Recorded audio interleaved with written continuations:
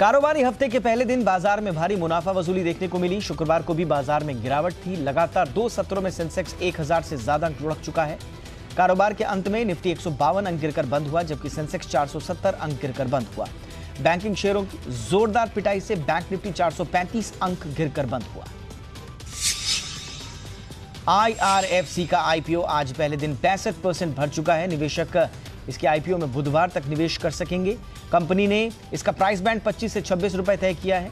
IRFC की योजना इस IPO के जरिए बाजार से 4600 करोड़ रुपए जुटाने की है।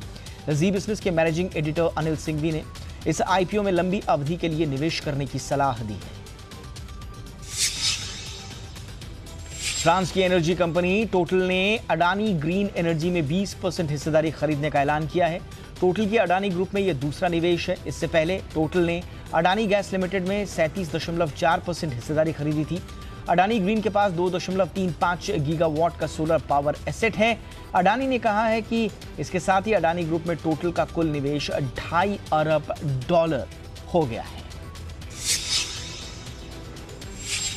खाने के तेल में फिलहाल राहत मिलने की उम्मीद नहीं है। कंज्यूमर अफेयर्स मंत्रालय के तहत प्राइस मॉनिटरिंग कमेटी की बैठक में पाम ऑयल पर इंपोर्ट ड्यूटी घटाने को लेकर कोई फैसला नहीं हुआ। सूत्रों के मुताबिक पाम ऑयल पर इंपोर्ट ड्यूटी पहले के हिसाब से ही जारी रहेगी। आपको बता दें कि पिछले कुछ महीनों में खाने के तेल के दाम तेजी से बढ़े हैं। सरसों तेल से लेकर सूरजमुखी के तेल सभी के दाम बढ़ गए। वीकेंड पर साइबर फ्रॉड की बढ़ती घटनाओं को लेकर मुंबई पुलिस ने आरबीआई को एक चिट्ठी लिखी है। सूत्रों के मुताबिक मुंबई पुलिस ने आरबीआई को सलाह दी है कि वो बैंकों, वॉलेट्स और ई-कॉमर्स कंपनियों को 24 घंटे 7 दिन नोडल ऑफिसर नियुक्त करने का निर्देश दे, ताकि फ्रॉड होने पर लोग तत्काल शिकायत कर सकें। दरअसल वीकेंड पर साइबर फ्रॉड की ज़्यादातर शिकायतें आती हैं और पेमेंट कंपनियों में नोडल ऑफिसर्स के नहीं होने के मामले जल्द सामने आते हैं और इस चक्कर में लोग शिकायत नहीं कर पाते और मामले जल्द सुलझ नहीं पाते। अगर आप अच्छी और संयमित ड्राइविंग करते हैं तो आपके गाड़ी का प्रीमियम कम हो सकता है। इसी तरह अगर आप खराब ड्राइविंग करते हैं, रैश ड्राइविंग करते हैं, तो आपको ज्यादा प्रीमियम चुकाना होगा। इंश्योरेंस रेगुलेटर एडाई ने नियमों का उल्लंघन और इंश्योरेंस प्रीमियम तय करने का नया फॉर्मूला तय किया है। नए नियमों के मुताबिक रैश ड्राइविंग करने पर मोटर इंश्योरेंस का प्रीमियम बढ़ जाएगा। इंश्योरेंस के रिन्यूअल के दौरान पिछले 2 साल के ट्रैफिक चालान को देखा जाएगा।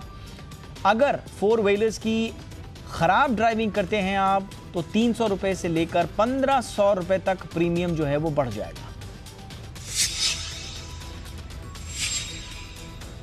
भारतीय messaging app hike sticker chat बंद हो गया है। अब ये गूगल प्ले स्टोर और एप्पल के ऐप स्टोर पर मौजूद नहीं है।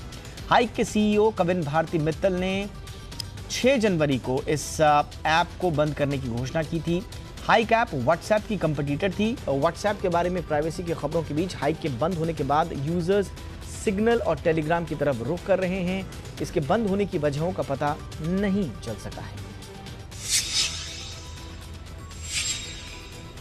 गणतंत्र दिवस के मौके पर अमेजॉन की ग्रेट रिपब्लिक डे सेल 20 जनवरी से शुरू हो रही है। सेल के दौरान fashion products, electronics items, appliances, home furnishing items पर आकर्षक ऑफर्स हैं। अमेजॉन की सेल 23 जनवरी तक चलेगी। Great republic day sale Amazon prime members के लिए 19 जनवरी से ही शुरू हो जाएगी।